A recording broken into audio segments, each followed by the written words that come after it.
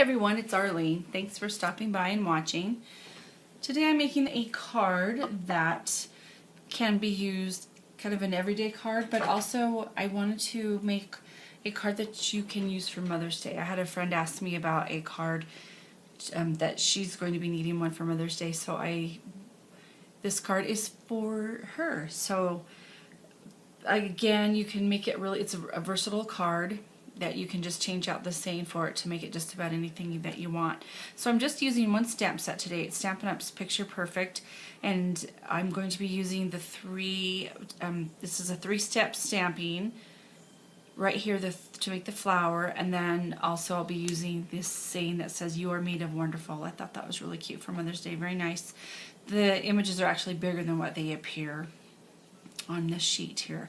I love this set. I actually got it for the starfish. I saw somebody made a really cute card with this starfish and I liked it a lot, so I had to have it, one of those. Okay, so there's that stamp set, and then I'm going to be using just a white card base and layering it with a piece of a salmon colored cardstock, and then I'm using a piece of pattern paper. This is the new designer series paper that is in the Stampin' Up's Occasion catalog that came out in January.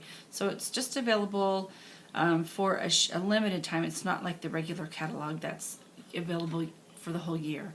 It's a little shorter time span on that, but it's just one piece of paper here. I just used both sides. So this has got a really nice flower design on there, and then some striped paper, kind of like a watercolor look. And I cut this. The card is going to be your regular A2 size card, so this is just 1/4 of an inch smaller, the salmon colored cardstock, and then these are just 1/4 of an inch less wide, and then I cut these. I don't even think I was really sure. You don't have to be real specific on cutting these, and unless of course you're going to make multiples, then it's easier for you, but don't worry about it. Just use up some scraps that you have, that if they like to, as long as they color coordinate. So I picked out the salmon color to go with the card base, so it corresponds with it. And then you can see that I just went around the edges here with the ink pad. I used the crisp cantaloupe around the edges on the top and as well as the bottom pattern paper.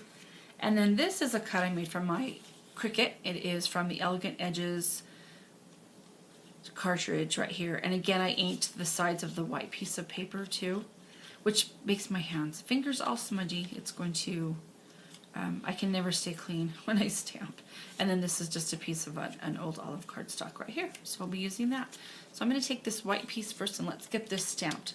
So like I said, it's a 3-step process, and this is numbered, which is really good, especially for people like, if you're like me, because I can, even with directions telling me what to do, this was my first attempt at the video and I stamped the wrong one first. So so I want to stamp this one first, this one second, so it has a number 1, a number 2, and a number 3 on it as well.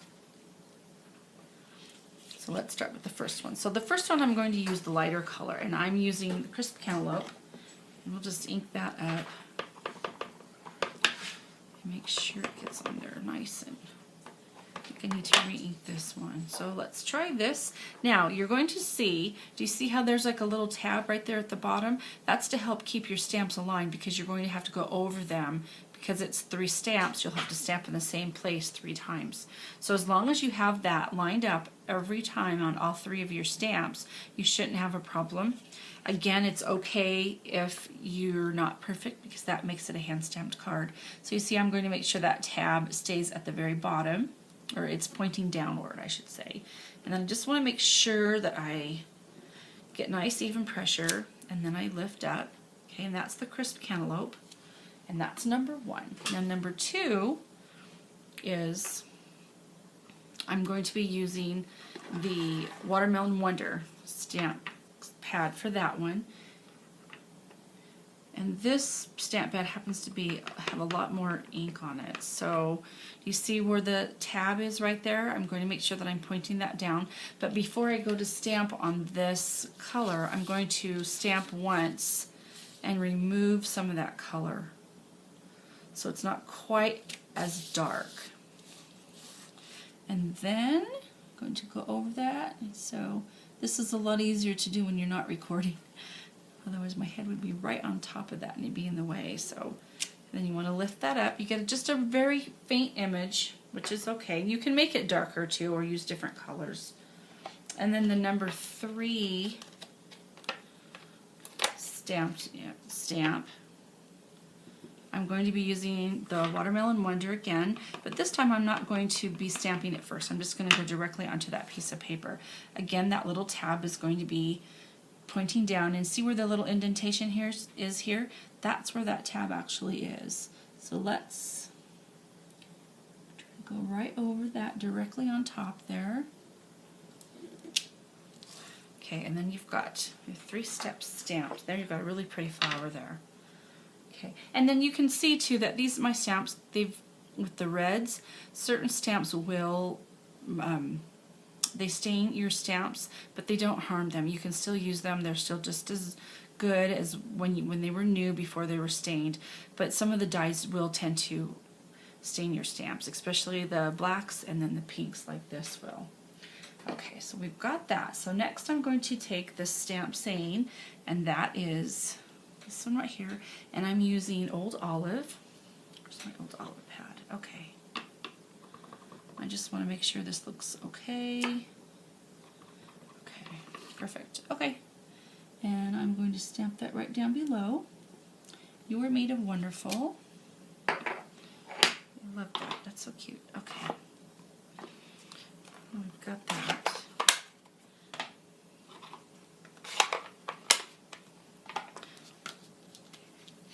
Okay, so I'm just going to set that to the side to dry really quickly while I put the rest of the card together. So we've got the top part.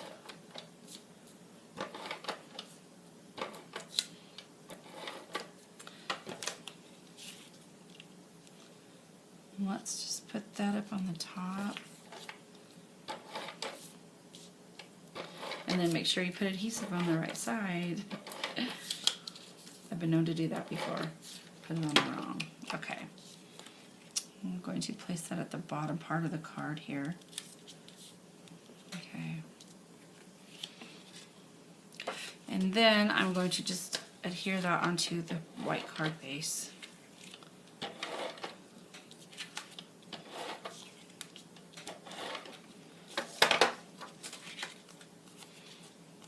And I'm going to place it where the bigger part of the paper is on the bottom, but you could certainly do it the other way too, just as well.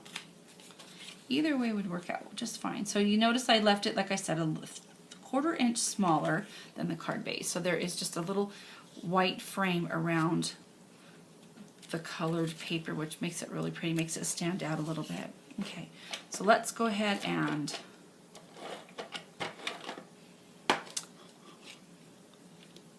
glue this on like this. Okay, and then what I'm going to use are some Stampin' Dimensionals. And these are just, I must have probably 4 or 5 packs. I think I buy one every time I order because I think I'm going to run out, which I never do, but there's always that time, right? Yeah, it's got one little extra. Okay, and these are Stampin' Dimensionals. I like them. Sometimes you can get some really thick, like pop dots, or you know, the thicker ones like this, the 3D ones.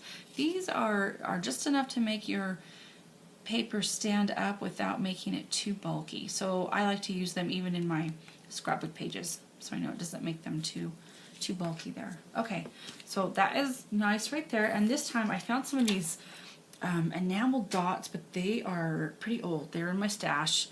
And this is what's nice about making cards, because you can make something, use new stamps, new paper, but then you can also add a little bit of what you already have in your stash at home to use that up. So I'm just going to go and place some of these all just kind of around. And I found them and they happen to match too, which was nice.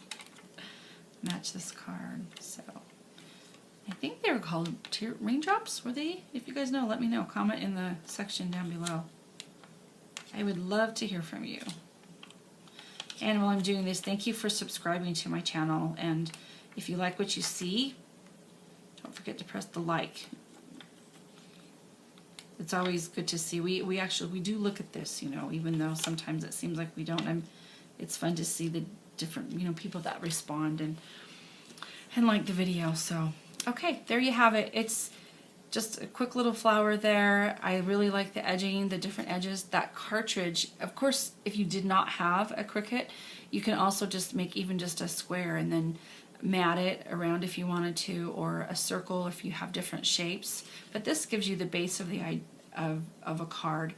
I did get this idea too from cardztv, Mary at cardztv. She has some wonderful sketches, and I will link her page. She has a blog, so I will link her blog in the bottom in the description below.